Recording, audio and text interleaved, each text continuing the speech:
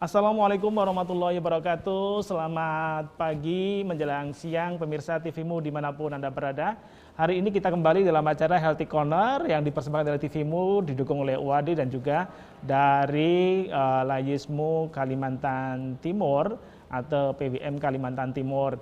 Dan di kesempatan yang berbahagia ini masih bersama dengan saya Budi Santoso. Selama 60 menit ke depan kita akan berbincang tentang topik yang saya kira topik ini memang menarik sekali untuk kita diskusikan di tengah kemudian pudarnya komitmen protokol kesehatan di Indonesia.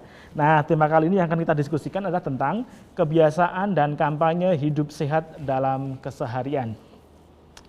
Bersama dengan dua narasumber kita dari Muhammadiyah Kalimantan Timur, nanti kita akan bincangkan tema ini dan pemirsa juga bisa berinteraktif dengan dua narasumber yang kita hadirkan di kesempatan siang hari ini. Dan nanti bisa bertanya, bisa berdiskusi, atau sharing, atau mungkin menyampaikan tentang dinamika permasalahan di Indonesia saat ini. Nah, oleh karenanya mari kita akan sapa dua narasumber kita yang sudah hadir bersama dengan kita di hari ini. Yang pertama adalah Dr. Haji Agus Sukaca, Magister Kesehatan. Beliau adalah Wakil Ketua PWM Kalimantan Timur. Assalamualaikum Dr. Agus. Waalaikumsalam warahmatullahi wabarakatuh, Mas Budi. Terima kasih Dr. Agus. Ini kita lama sekali nggak berjumpa ya dok ya? Berjumpa secara luring lama ya. Iya benar sekali. Tapi secara daring kayaknya sering saja. Baik, terakhir kalau nggak salah kita ketemunya di Sulawesi Tengah ya dok ya? Oh iya, yang secara fisik ya. Iya benar, Palu. betul. Ya. Jadi pada waktu itu kita menggagas program bersama antara MDMC dan MPKU untuk pemulihan di fasilitas kesehatan di Palu. Baik, terima kasih Dr. Agus sudah bersama dengan kita. Nanti kita akan berbincang dengan beliau. Kemudian narasumber kita yang kedua beliau adalah Ibu Sri Sunarti SKM MPH. Beliau adalah sebagai dosen sekaligus Kaprodi Kesehatan Masyarakat di Universitas Muhammadiyah Kalimantan Timur atau UMKT. Assalamualaikum Mbak Sri Sunarti. Waalaikumsalam Mas Budi. Ya ini saya manggilnya Mbak Sri atau Mbak Sunarti atau apa ini? Mana yang lebih mudah? Tapi biasa dipanggil kalau di sini Narti. Oke, Mbak Narti berarti ya. Baik, terima kasih Mbak Narti. Nah ini nanti kita akan diskusi bareng dengan Dr. Agus terkait dengan tema tadi yang saya sampaikan di awal tentang kebiasaan dan kampanye hidup sehat dalam keseharian.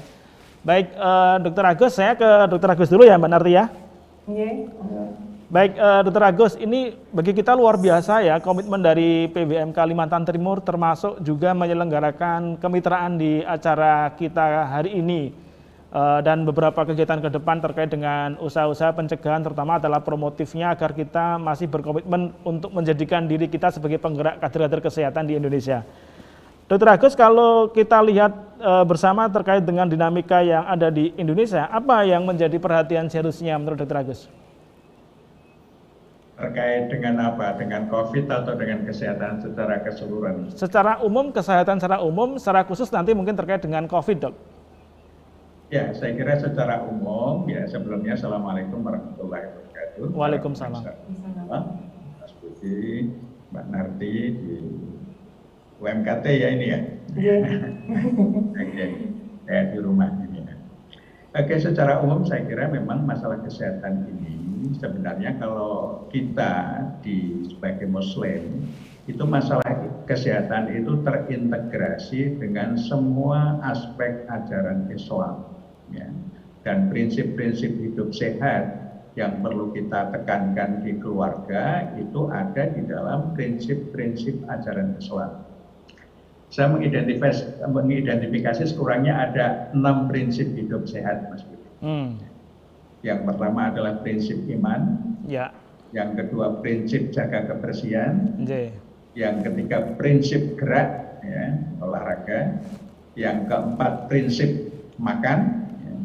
Yang kelima pola pikir, dan yang keenam adalah pola istirahat. 6 prinsip ini sebenarnya terintegrasi dalam ajaran-ajaran Islam. Yang pertama perkara iman ini kan orang yang beriman ya ini kan akan diberikan keamanan ya Ini firman Allah, alladzina amanu walam yalbisu imanahum bidzulm, ya. Ulaika lahumul wa hum muhtadun, ya. Orang-orang yang beriman dan tidak mencampur adukkan iman mereka dengan kezaliman, bagi mereka keamanan dan mereka mendapat petunjuk. Nah, keamanan ini menurut saya, orang yang aman itu ya antara lain ya sehat. Di dalam ayat yang lain, ya An-Nahl ayat 97, itu Allah berfirman, man amila sholihan min dzakarin aw unsa wa huwa mu'minun falanuhyiyannahu hayatan thayyibah. Ya. Barang siapa yang berbuat baik, laki-laki atau perempuan, dan dia beriman, maka akan kami berikan kehidupan baginya, kehidupan yang thayyib. Kehidupan thayyib itu kan kehidupan yang Masya Allah nyaman, gitu ya. Thayyib, ini iman. Dan memang kalau kita kaji secara kedokteran, orang yang beriman itu memiliki sandaran yang kuat, sehingga semua peristiwa yang dihadapi itu akan disandarkan pada Allah, ya. Sehingga kalau dia mendapatkan kemudahan, dia bersyukur, dia mendapatkan kesulitan, dia tetap bersabar. Nah, syukur sabar ini ternyata menstimulasi tubuh kita memproduksi hormon endorfin, ya, hormon kebahagiaan, sehingga dengan hormon itu kita akan menjadi lebih sehat, membuat suasana itu menjadi nyaman. Nah, prinsip kedua adalah prinsip kebersihan. Ya. Nah, ini Nabi kita kan bersabda ya, at-tahur syatrul iman, ya, bahwa kebersihan itu atau keadaan bersih itu menjadi bagian dari iman. Nah, ini kaitannya kebersihan dengan iman. Nah, kalau kita lihat cara hidup sehat, itu kan dalam Islam terintegrasi dengan ibadah. Yang pertama kita harus wudu. Nah, wudu itu kan bukan cuma cuci tangan. Ini gerakan PBB kan cuma gerakan cuci tangan saja yang dicuci. Wudu kan lebih banyak organ yang disucikan, dibersihkan, sehingga aspek kebersihannya itu lebih komprehensif. Belum lagi mandi. Belum lagi Nabi kita menuntunkan supaya setiap wudu itu siwak, ya, gosok gigi. Ya. Kemudian setiap ada najis harus segera dibersihkan. Nah, prinsip-prinsip ini ya kalau bisa kita implementasikan di dalam kehidupan keluarga, itu sudah cara hidup bersih yang luar biasa. Yang ini kalau kita ibadah haji, ya, itu kan gerakannya luar biasa, mulai tawaf, sa'i, kemudian kita jalan, Masya Allah, itu pola gerak. Ya. Prinsip yang keempat adalah pola makan, ya, pola makan. Nah, Allah akan memerintahkan kita itu kulu mimma razaqakumullah halalan thayyiban. Ya. Makanlah apa-apa yang dirizkikan oleh Allah yang halal lagi thayyib. Ini kan prinsip yang luar biasa, makan itu yang halal dan thayyib. Tidak cukup halal, thayyib itu yang sesuai dengan kebutuhan tubuh. Kalau halal itu yang memang yang tidak diharamkan itu halal, ya, yang tidak diharamkan boleh dimakan. Tapi tidak semuanya itu thayyib untuk tubuh kita. Nah, kalau misalnya di antara pemirsa ada yang punya sakit, sakit mah, ya, kok suka makanan yang asam-asam itu ya nggak thayyib, atau suka yang pedas-pedas itu ya nggak thayyib. Ya. Meskipun yang pedas, yang asam itu ya halal, tapi untuk yang punya sakit mah ya tidak thayyib, ya gitu. Kemudian prinsip yang lain, ya, kulu washrabu wala tusrif. Ya. Ini kan kalau kita biasakan di dalam keluarga, pola makan yang halal, thayyib, secukupnya, ini menjadi bagian dari aktivitas keluarga kita. Itu kan satu faktor tentang pola makan ini membiasakan juga puasa secara rutin. Ya. Karena puasa itu ternyata akan mengaktifkan enzim lisosom yang ada di dalam organel sel kita, namanya ribosom, itu ada lisosom namanya. Lisosom itu fungsinya untuk membersihkan semua sampah-sampah yang ada di dalam tubuh. Ya. Nah, lisosom hanya mau berfungsi, berjalan kalau lapar. Jadi kalau kita nggak lapar, dia nggak berfungsi, nggak melakukan tugasnya. Puasa, maka puasa secara periodik ini perlu kita lakukan. Nah, Allah tahu persis kondisi tubuh kita sehingga memaksa kita untuk puasa sebulan dalam setahun, ya. Kutiba alaikumussyam itu kan dipaksa untuk kamu puasa. Jadi wajib itu kan sebenarnya juga pemaksaan. Nah, sebab kalau kita lebih sehat. Ya. Yang kelima, pola pikir. Ya, Ya. Pola pikir itu, orang yang punya pola pikir positif itu akan menerima keadaan apapun dengan positif. Ya. Ketika menerima kesulitan, dia sabar, itu hormonnya tetap endorfin. Ya. Mudah dapat kemudahan, dia bersyukur. Pola pikir ini sifat yang menakjubkan yang dimiliki oleh orang mukmin. Sebagaimana hadis Nabi, ajaban di amril mukmin, menakjubkan sekali orang-orang mukmin itu. Ya, inna amrahu lahu khair. Semua urusannya itu baginya baik. Ya. Apa? In asobat syarat syakar. Kalau mendapatkan kemudian dia bersyukur. Bahwa khairullah, dan itu baik baginya. In asobat darra sabara wa khairullah. Kalau dia mendapatkan kesulitan, dia sabar, dan itu pun baik baginya. Baik. Yang terakhir, ya terakhir, karena mulai istirahat. Hari itu kita diberikan hormon, namanya hormon melatonin, itu hormon untuk istirahat, merecovery tubuh kita. Nah, sehingga waktu malam itu kita manfaatkan sebaik-baiknya untuk istirahat secukupnya di awal malam, di akhir malam kita gunakan untuk apa? Tahajud dan untuk baca Quran. Ya, ini akan menjadikan tubuh kita insya Allah sehat. Jadi enam pola ini insya Allah akan membuat kita menjadi lebih sehat. Dan ini penerapannya di keluarga, Mas Fitri. Baik, terima kasih Dr. Agus. Ini sangat menarik ya, Dr. Agus sudah mengawali tentang bagaimana kemudian kesehatan fisik itu mesti juga harus ditopang dengan kesehatan spiritual dan juga kesehatan psikologis ya. Tadi beliau menyampaikan tentang pentingnya menjaga keimanan, dan sebagian besar dari perilaku kita ini adalah menjaga juga keimanan kita, menjaga kebersihan dan seterusnya. Baik, nanti kita akan lihat kembali dinamika di masyarakat seperti apa, apakah mereka mampu menerapkannya. Nanti kita akan berbincang, tapi kita akan kembali selepas iklan yang satu ini.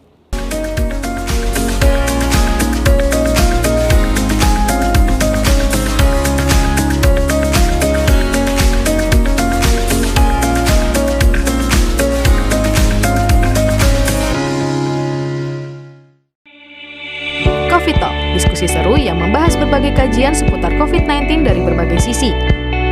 Menghadirkan narasumber-narasumber yang berkompeten di bidangnya. Coffee Talk hadir memberikan informasi mencerahkan dengan pembahasan tema-tema menarik. Simak terus ya Coffee Talk persembahan Muhammadiyah COVID-19 Comment Center, live di akun-akun resmi Muhammadiyah COVID-19 Comment Center. Sebagai upaya pencegahan penyebaran COVID-19, langkah penyemprotan disinfektan di berbagai tempat terus dilakukan. Muhammadiyah COVID-19 Comment Center bekerja sama dengan berbagai pihak melakukan penyemprotan disinfektan di berbagai tempat, seperti fasilitas umum, tempat ibadah, dan sekolah-sekolah. Sampai saat ini, penyemprotan disinfektan telah dilakukan di 48.954 titik, di antaranya 10.422 tempat ibadah, 32.092 fasilitas umum, 5.959 sekolah, serta 481 gedung amal usaha Muhammadiyah. Ingat, disinfektan hanya untuk benda mati dan simak panduannya di Instagrammu COVID-19. Tetap jaga jarak, jaga kebersihan, selalu cuci tangan dan menggunakan masker. Bersatu perangi Corona.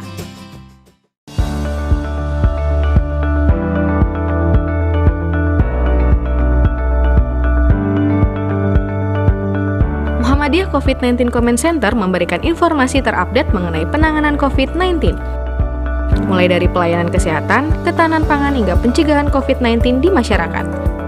Informasi dikemas dalam bentuk live press conference yang tayang 1 kali dalam 1 pekan dan disiarkan langsung dari Kantor Pimpinan Pusat Muhammadiyah Yogyakarta.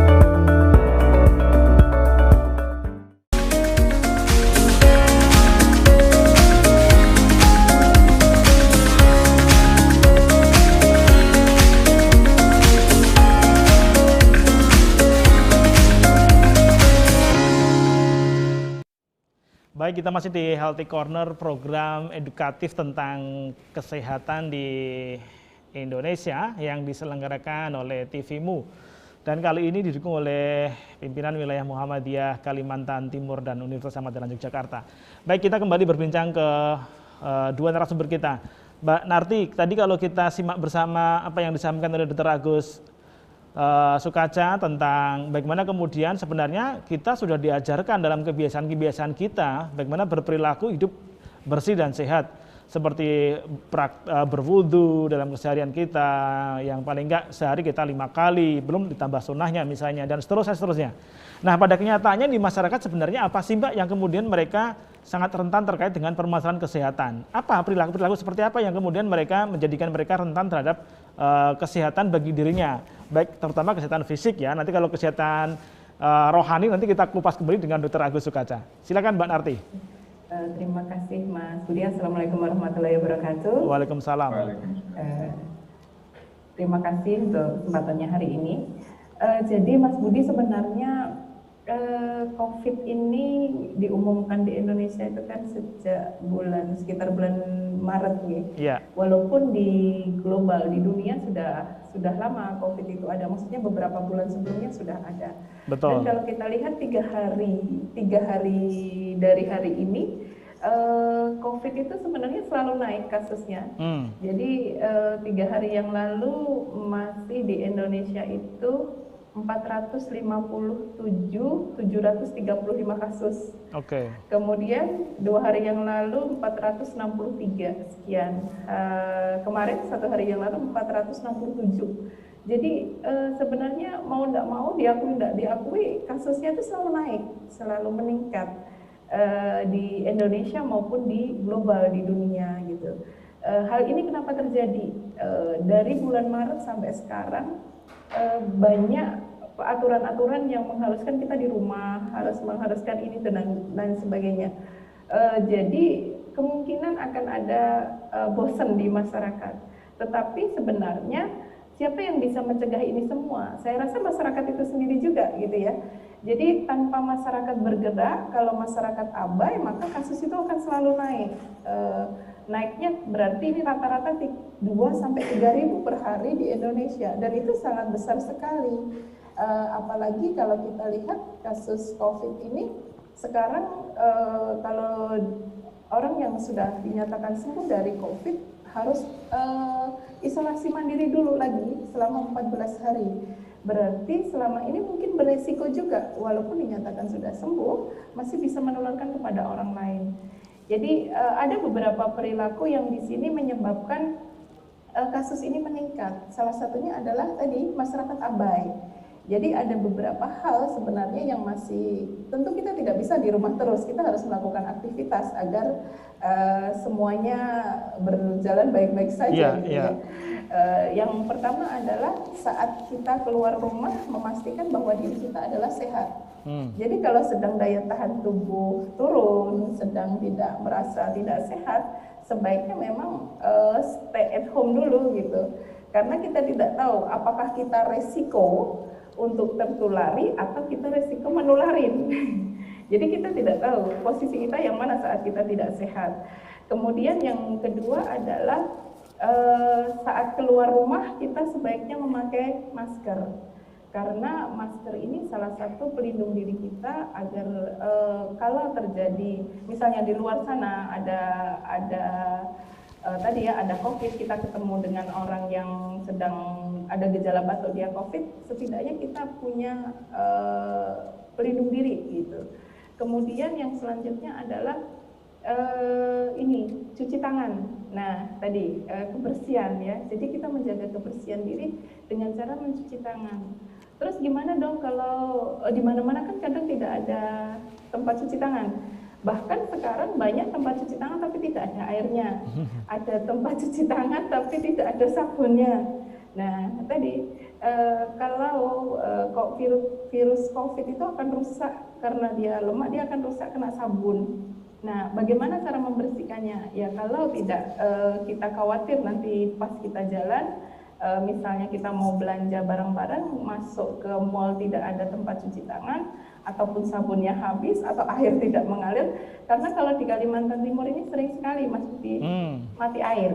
Ya. Gitu ya. Selain mati listrik, mati air juga. Betul. Sehingga kita bisa membawa hand sanitizer. Kemudian tadi, karena banyak yang abai, kemudian lupa menjaga jarak. Karena merasa sudah, misalnya di kantor, saya ketemu dengan teman saya tiap hari ketemu, jadi nggak apa-apa lah, kita sehat-sehat saja, kita baik-baik saja. Jadi karena sudah merasa akrab gitu ya? Karena sudah merasa akrab.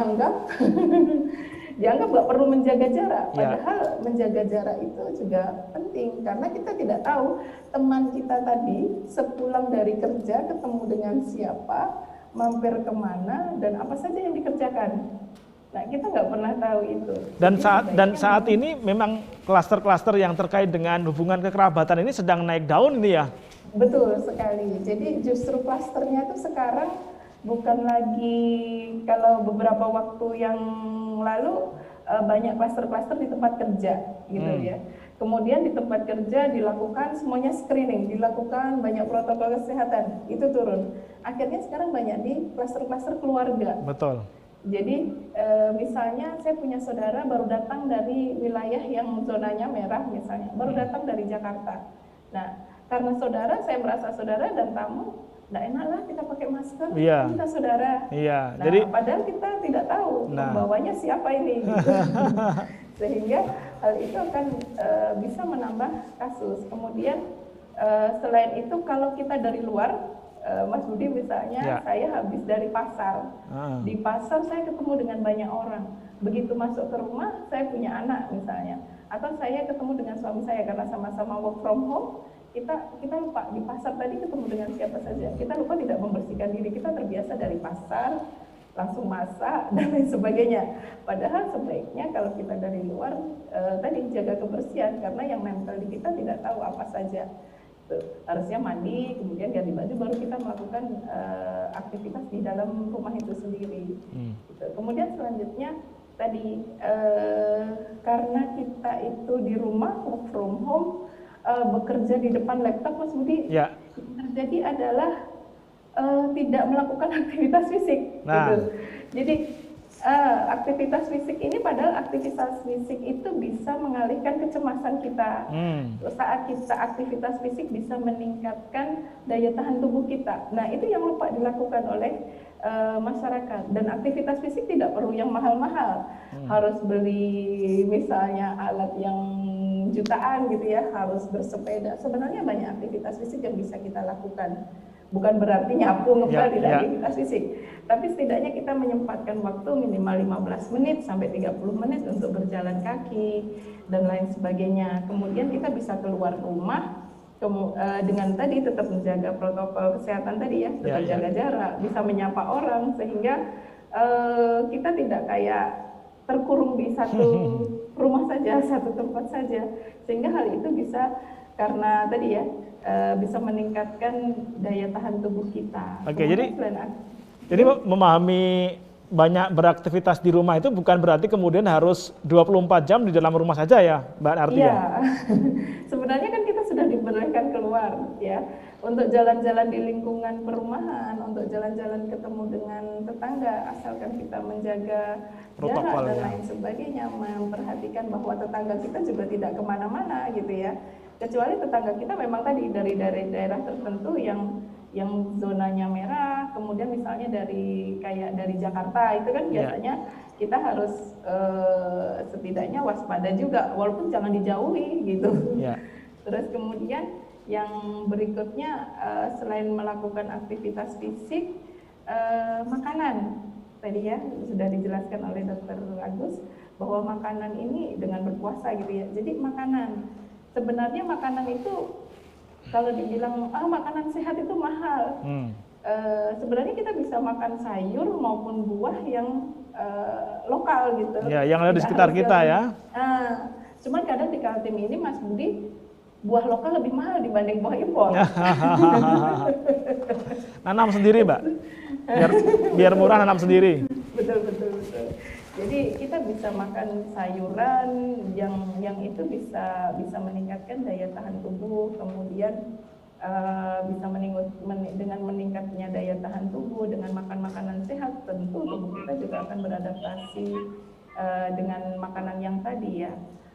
Tidak perlu yang mahal-mahal. Kita bisa bayangkan kalau misalnya tiap hari kita makan ayam terus gitu Mas Budi ya, tentu bosan juga ya. Bukan hanya bosan kan kalau kita bilang bahwa ayam mahal, sedangkan ekonomi sekarang lagi turun dan sebagainya. Bagaimana ini gitu? Baik. Jadi yang segar, yang murah yang cepat, bukan berarti malas masak. Ya, benar-benar. Baik, terima kasih Mbak Narti. Saya ini jadi tertarik mengenai silaturahim dan bagaimana kemudian kita beradaptasi dalam kondisi pandemik. Nanti saya ke Dr. Dr. Agus Sukaca kembali ya. Dr. Agus Sukaca masih bersama dengan kita ya? Masih. Oke, Dr. Agus, ini nanti setelah kita akan break dulu, nanti kita bahas mengenai, ini kan banyak anggapan bahwa, lah ini kita dilarang tuh bersilaturahim, ini apa enggak dosa seperti ini. Nanti kita bahas selepas jeda iklan yang satu ini.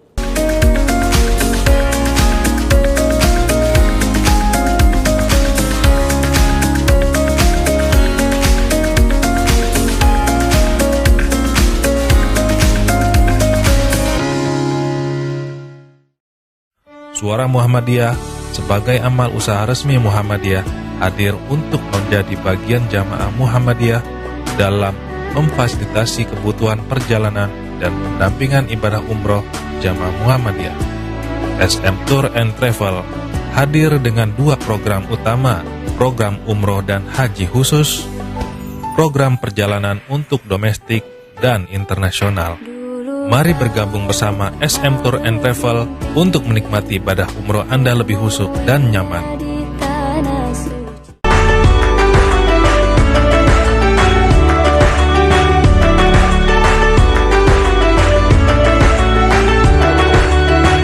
Dampak COVID-19 terasa jelas di sektor ekonomi, terutama kebutuhan pangan masyarakat. Muhammadiyah COVID-19 Comment Center dari pusat, wilayah, daerah, cabang hingga ranting telah membagikan paket sembako kepada masyarakat terdampak COVID-19.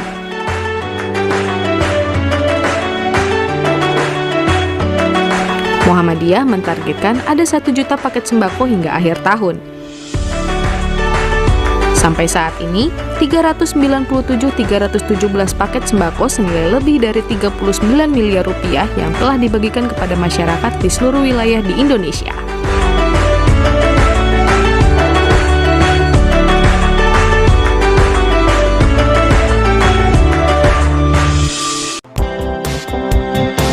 Muhammadiyah COVID-19 Comment Center telah membagikan ribuan masker kepada masyarakat di berbagai wilayah di Indonesia sebagai salah satu upaya untuk mencegah penyebaran COVID-19 di masyarakat. Sebanyak 339.218 masker yang telah dibagikan kepada masyarakat untuk terhindar dari COVID-19. Selalu physical distancing saat di luar rumah agar terhindar dari COVID-19, sehingga keluarga di rumah selalu aman. Bersatu perangi Corona.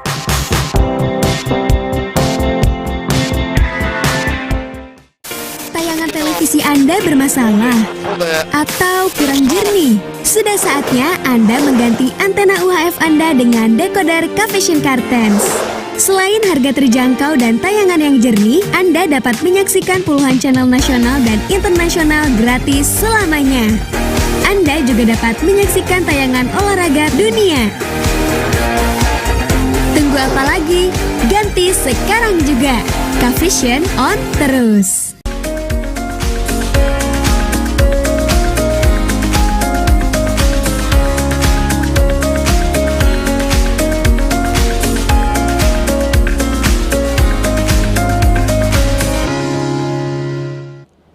Baik, kita berbincang kembali dengan dua narasumber kita, Dr. Agus Sukaca, Magister Kesehatan, dan juga Bu Narti atau Mbak Narti dari UMKT. Dr. Agus, apakah sudah kembali terhubung dengan kita? Oke, belum, beliau masih sholat duhur karena memang ada perbedaan waktu antara Indonesia bagian Barat dan Indonesia bagian Tengah. Saat ini di Kalimantan Timur sudah masuk di waktu sholat duhur, sehingga beliau sedang sholat duhur. Baik, saya kembali ke Mbak Narti. Mbak Narti, jadi memang banyak sekali masyarakat yang masih abai ya. Kalau di Kalimantan Timur sendiri bagaimana Mbak perilaku masyarakat saat ini? Di beberapa waktu yang lalu secara nasional juga muncul pemberitaan bagaimana kemudian kegiatan-kegiatan yang menghadirkan massa juga sudah luar biasa ya. Nah, kalau di Samarinda sendiri di Kalimantan Timur seperti apa Mbak kondisinya Mbak? Jadi tadi ya kondisinya saya rasa hampir sama di semua tempat karena memang kasus. Jadi merasa itu, sudah merasa bahwa pandemi sudah berakhir gitu ya, sehingga mungkin, aktivitas. Ya, ini bahasa new normal. Jadi new normal itu sebenarnya kan lebih tepatnya kalau menurut saya new normal ya, bukan normal. Jadi bagaimana norma baru melakukan aktivitas tapi di masa pandemi gitu, karena yang dulunya tidak pakai masker harus pakai masker, yang dulunya tidak olahraga jadi olahraga. Jadi kalau boleh berkata jujur, dengan adanya pandemi ini Mas, program kesehatan beberapa berjalan. Jadi program perilaku hidup sehat dan bersih itu berjalan akhirnya. Kenapa? Dulu tuh susah sekali yang namanya kita kalau sebelum melakukan misalnya dari luar, kita belum melakukan aktivitas di rumah, kita cuci tangan dulu. Saya nggak yakin semua orang melakukan itu. Kemudian yang kedua misalnya aktivitas fisik. Aktivitas fisik kita lihat sekarang di mana-mana banyak kan orang melakukan olahraga dan lain sebagainya gitu. Dulu susah sekali, termasuk diri saya. Gitu. jadi benar ya. Positifnya. Jadi gitu. Akhirnya ini memaksa kita untuk benar-benar menjalani new normal tadi itu ya. Jadi norma-norma yang baru ya. Norma-norma baru itu harusnya dijalani, dan sekarang apalagi di ini ya. Ternyata COVID pun tidak bisa memundurkan adanya pemilihan ya, pilkada ya, betul. Serentak di Indonesia tidak bisa, tetap ada protokol-protokol yang memang dan saya rasa protokol yang untuk pemilu ini sangat bagus sekali ya kalau memang bisa diterapkan secara maksimal gitu. Jadi misalnya saat pemilu nanti kita harus dicek dulu suhu tubuhnya, harus cuci tangan. Habis itu masih lagi ada tambahan, kalau biasanya cek suhu tubuh, cuci tangan kita boleh masuk gitu ya. Ditambah lagi dengan memakai sarung tangan yang sekali pakai, yang disposable, langsung dibuang. Jadi kita tetap habis cuci tangan, dikasih sarung tangan plastik, kemudian kita melakukan pemilihan, begitu keluar sarung tangan plastiknya dibuang lagi, cuci tangan lagi, baru kita berjalan pulang. Gitu. Jadi walaupun tadi berkumpul, tetap ya kumpulnya pakai jarak, pakai protokol kesehatan. Tetapi yang tadi saya bilang, masyarakat merasa bahwa biasa saja. Jadi akhirnya abai. Padahal banyak sekali juga kasus-kasus yang saat ini yang tadi data itu tidak bisa dibohongi, evidence-nya tidak bisa dibohongi bahwa setiap hari itu naik 2.000 sampai 3.000 kasus di Indonesia, Mas. Dan itu kan tidak mungkin terjadi tiba-tiba begitu saja gitu ya. Apalagi kemudian apalagi aktivitas-aktivitas terbuka ini sudah dipertontonkan di media sosial ya. Jadi aktivitas yang kemudian menghadirkan jumlah massa yang besar dipertontonkan di media sosial menjadikan kemudian masyarakat semakin abai ya.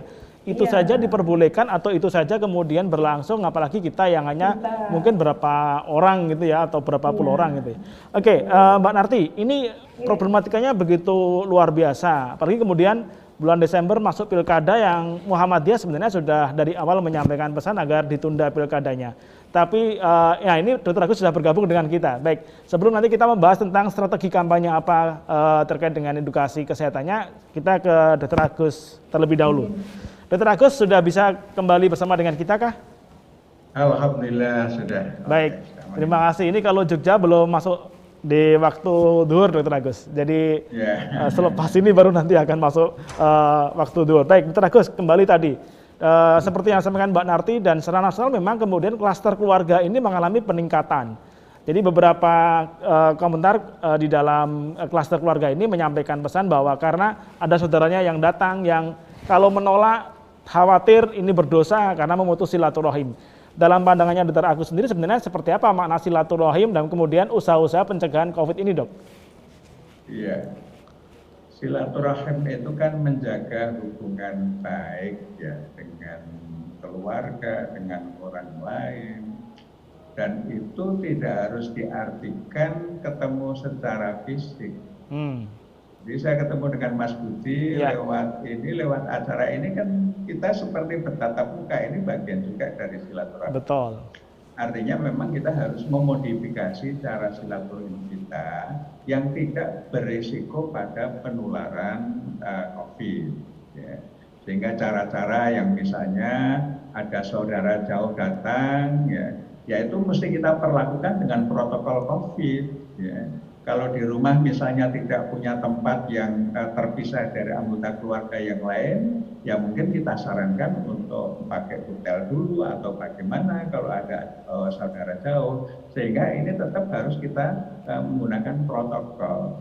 Nah ini kan kadang-kadang ini memang kalau kita tidak pegel gitu ya, kadang-kadang susah. Ya. Saya ketemu anak saya misalnya datang ke rumah, ya, yang biasanya kita jabat tangan, kita peluk, nah sekarang jabat tangan aja tidak, hanya jauh-jauhan begini. Iya. Tidak ada kontak. Nah, kita ada anak datang juga harus pakai masker. Ya. Nanti mereka masuk, kita siapkan tempat cuci, silahkan cuci dulu. Ya. Nah, protokol-protokol ini di dalam kehidupan keluarga itu harus tetap dilakukan. Ya, meskipun itu anak kita, saudara kita, ya kalau sudah interaksi itu harus pakai protokol COVID. Ya, sehingga kita menghindari supaya tidak terjadi penularan ya pada keluarga kita dan pada diri kita. Ini menjadi penting.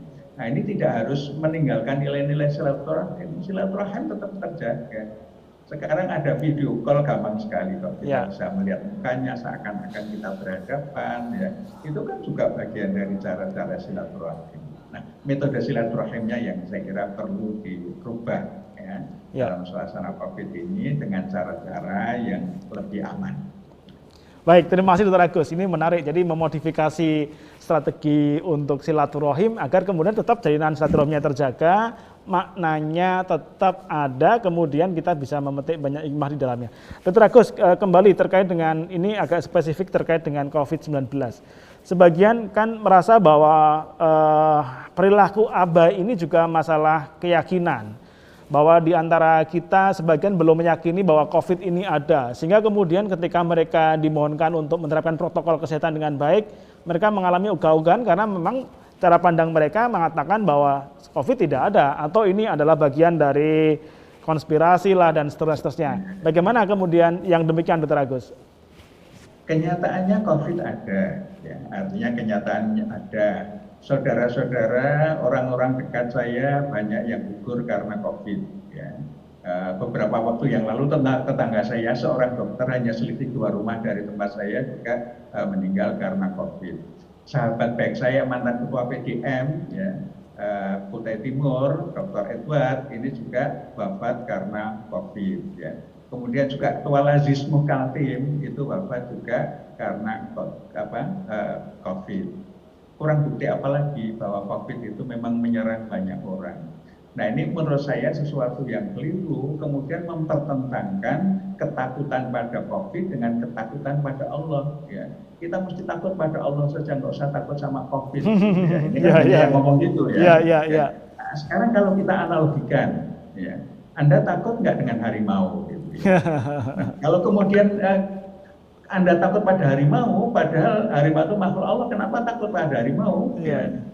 Kita harimau itu kan juga ketakutan kita itu proporsional. Kalau Anda di taman safari, Anda atau ada harimau yang terbuka lebar, Anda tidak berada di dalam mobil, Anda turun dari mobil, ya, itu artinya kan menyerahkan pada harimau. Ya. Itu bukan berarti tidak takut pada Allah, ya. Bukan kita takut pada harimau secara proporsional karena memang dia ganas gitu. Kalau kita secara sengaja berada di kandang harimau, ya nanti akan diterkam, kecuali Anda pawang aja ada yang diterkam kok. Nah ini saya kira yang harus diproporsionalkan. Ya. COVID itu bagian makhluk Allah yang bisa membahayakan siapa saja. Beriman atau tidak beriman, kalau kena COVID bisa meninggal. Jadi orang yang beriman juga bisa kena, yang tidak beriman juga bisa kena. Sehingga kita itu walatul aidaku ila tahluka, jangan biarkan dirimu itu berada di dalam kerusakan secara sengaja. Kalau Anda sudah berusaha untuk menghindar terpaksa kena, yaitu ketentuan ya, takdir ini mesti diterima. Tapi kalau kemudian kita membiarkan diri, tahu misalnya saudara kita kena, kok kita datang ke sana, ya, kemudian kita pelukan, itu berarti membiarkan diri dalam kerusakan. Kalau kemudian kita nanti kena, ya itu kesalahan sendiri, bukan karena sesuatu yang tidak bisa dihindari. Ya, oke. Ini analogi yang mudah untuk kita cerna ya. Bagaimana kemudian kita melihat harimau dan kuasa Tuhan ya. Jadi kalau merasa bahwa kuasa Tuhan itu di atas segalanya, kemudian menempatkan harimau ini makhluk Tuhan, ya sudah, hadapilah harimau itu ya. Oke, terima kasih Dr. Agus. Kalau ditubruk ya jangan. Oh ya, oke. Nah, Dr. Agus, dulu Dr. Agus kan menggagas juga tentang konsep psikospiritual healthcare ya. Ini saya kira menarik ya, kemudian meyakinkan seorang dalam konsep keimanan, kemudian ada aspek kesehatan dan ada aspek psikososial. Integrasi ini saya kira menjadi satu yang bagus untuk dikelola untuk menjadikan diri kita lebih memahami tentang bahaya dari ini ya Dok ya, dan juga strategi untuk menangani ya Dok ya, menangani para penyintas COVID ya Dok. Betul, karena COVID ini kan bagi yang kena kan seakan-akan maut itu sudah di depan mata ya orang yang sudah terinfeksi, karena kasus kematiannya kan juga cukup tinggi. Sehingga pendekatannya itu tidak hanya pendekatan secara medis, harus holistik. Ya. Pendekatan holistik, pendekatan spiritualnya mesti dilakukan. Ya. Sehingga orang yang terkena itu apapun yang terjadi siap, ya. Sembuh siap, ya. Kalau misalnya terpaksa itu tidak bisa ditangani, kemudian harus menghadap Allah, itu juga harus siap. Ya. Jadi harus siap dua-duanya. Ini saya kira pendekatan yang mesti kita lakukan, ya. Sehingga orang itu kalau mendapatkan sakit, itu bukan hanya siap untuk sembuh, kemudian tidak siap kalau tidak sembuh. Nah ini saya kira pendekatan-pendekatan holistik seperti ini mesti kita tekankan, ya, karena ya itu tadi. Orang yang kena bukan hanya kemungkinan bukan hanya sembuh, tapi ada mungkin juga menjadi meninggal. Baik, terima kasih Dr. Agus. Nanti kita akan kembali membahas terkait dengan lalu strategi apa untuk membiasakan diri kita agar lebih mentaati protokol COVID, seperti ketika kita kemudian melakukan kebiasaan-kebiasaan yang lain dalam keseharian kita. Kita akan berbincang kembali setelah iklan yang satu ini.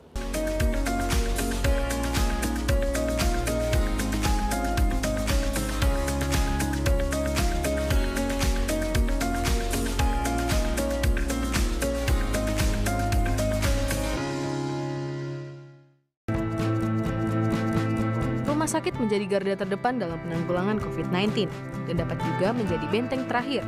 Maka dari itu, Rumah Sakit Muhammadiyah Aisyah siap menjadi rumah sakit yang melayani pasien COVID-19 dengan dukungan fasilitas yang optimal. Saat ini, telah ada 77 Rumah Sakit Muhammadiyah Aisyah yang membantu dalam penanganan COVID-19. Bahkan, tidak hanya itu, Muhammadiyah juga mewujudkan rumah sakit darurat untuk penanganan COVID-19. Ikhtiar ini sebagai wujud Muhammadiyah dalam membantu pemerintah memerangi COVID-19. Bersatu perangi Corona.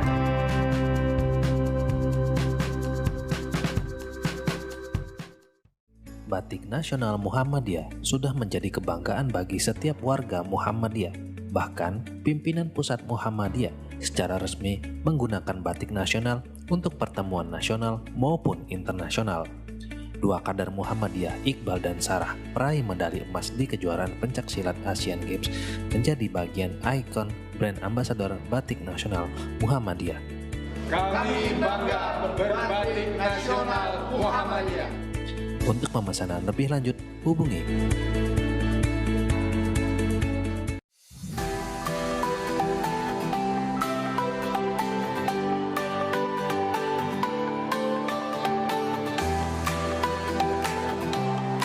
Assalamualaikum warahmatullahi wabarakatuh. Pemirsa TVMU dimanapun Anda berada, hari ini kembali program acara Muhammadiyah COVID-19 Command Center, pimpinan pusat Muhammadiyah, siapa dipersilakan. Tapi ketika mereka terlibat dalam kondisi ataupun pokah ini, maka yang paling penting itu adalah semangat kerelawanan. Dan teman-teman bisa berinteraksi di nomor telepon yang ada di layar kaca, atau bisa kirim pertanyaan melalui WhatsApp yang nanti akan kita bacakan dari ajaran Islam itu adalah berkaitan dengan Islam monoteis, yaitu Islam yang tidak bercampur dengan kemusyrikan.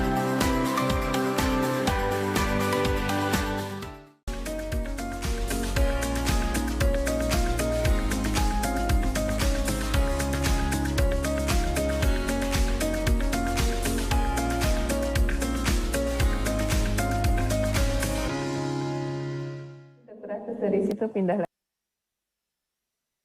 Pemirsa TVmu yang berbahagia dimanapun Anda berada, kita kembali di segmen keempat, segmen terakhir dari Healthy Corner kita di kesempatan kali ini. Kita akan kembali berbincang dengan dua narasumber kita. Mbak Narti, jadi kira-kira karena masyarakat masih abai, kemudian perilakunya juga ternyata menunjukkan perilaku yang tidak mentaati protokol COVID dan seterusnya ya. Tentu ini menjadi PR bersama ya. Pemerintah memiliki kewajiban untuk melakukan edukasi secara terus-menerus, secara masif gitu.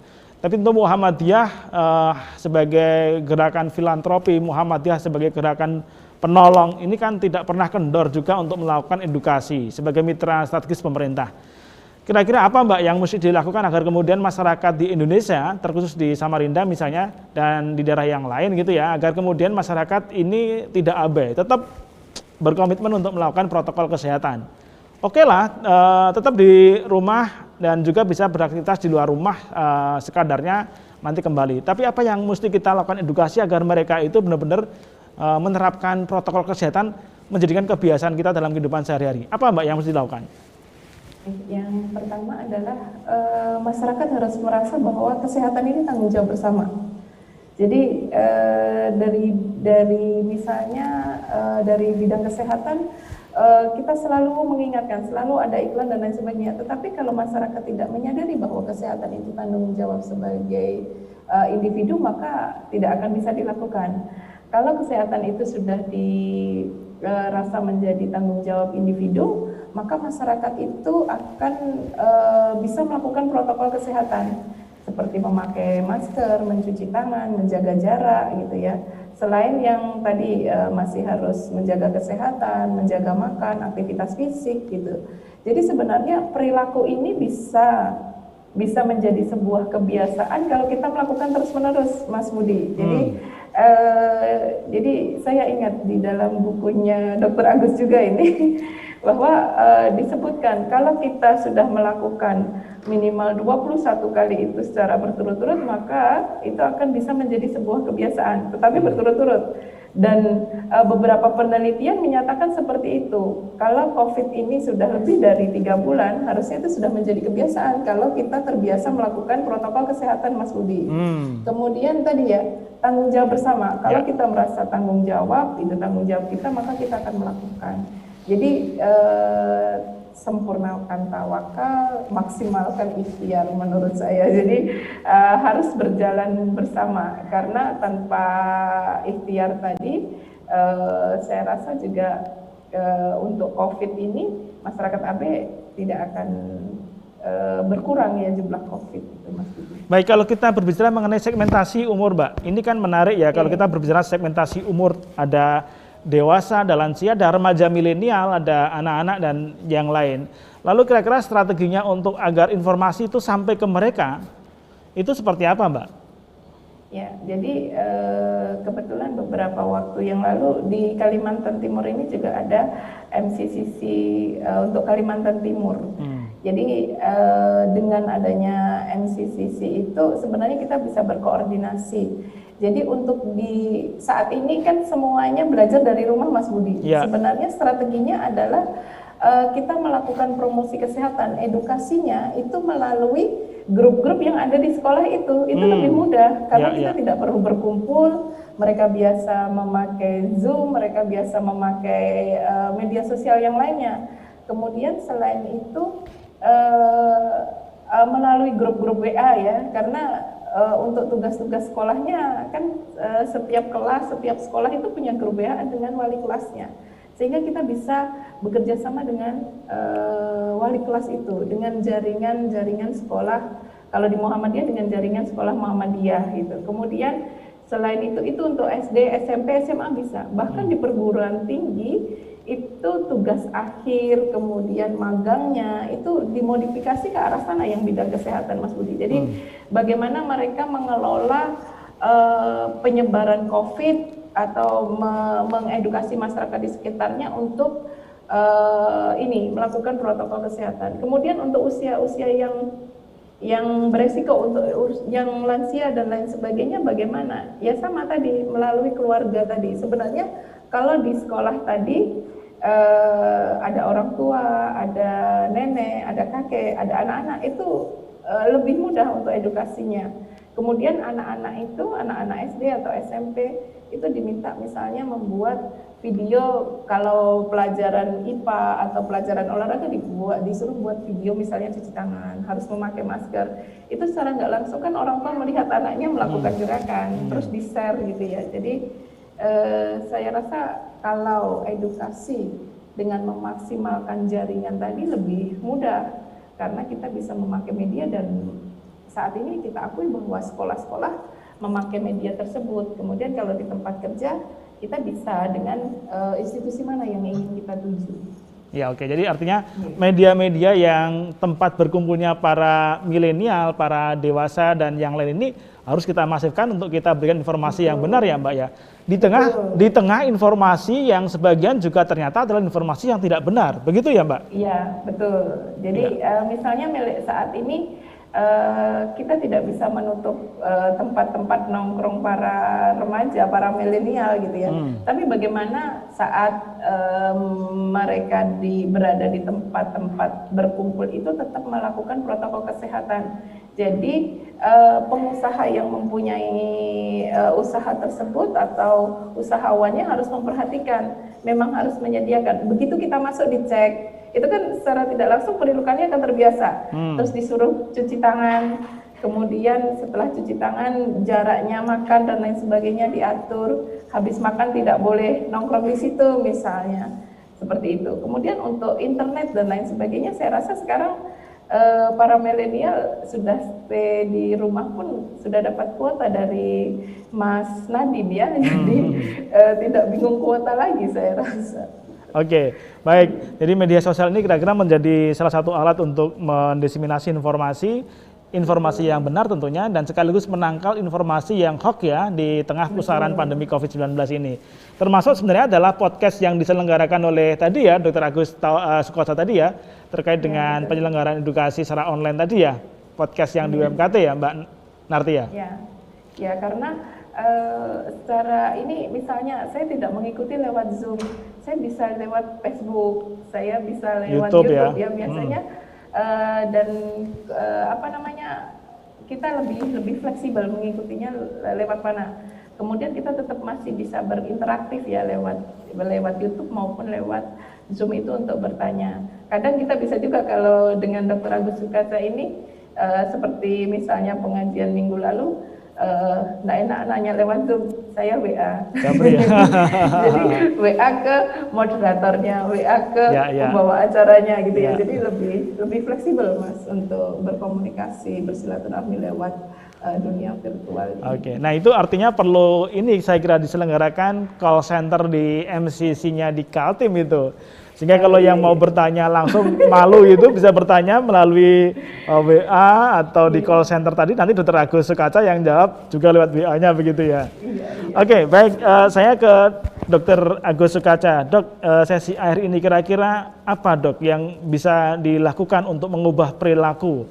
Tentu Bu Narti tadi terkesan dengan The 9 Golden Habit kalau nggak salah ya, 9 kebiasaan yang dulu Dr. Agus pernah buat itu bukunya.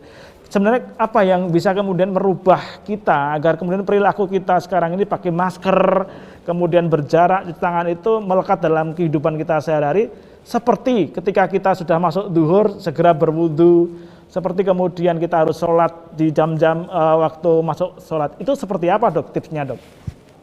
Ya itu pertama kita mesti para pimpinan ini harus punya keteguhan hati untuk mengimplementasikan, melaksanakan satu pada dirinya sendiri, kemudian dengan memberikan contoh itu mengajak yang lain-lain. Sebab tidak mungkin kita menyuruh orang lain berperilaku yang baik ya, terutama untuk protokol COVID ini, ketika kita sendiri nggak mungkin itu. Nah, kita kan masyarakatnya masyarakat paternalistik ya, jadi melihat contoh, kita memberikan contoh, nah kita di keluarga kita memberikan contoh, di masyarakat memberikan contoh, nah sehingga itu nanti akan menjadi bagian dari perilaku umat. Jadi mulai dari pemimpinnya itu memberi contoh, ya.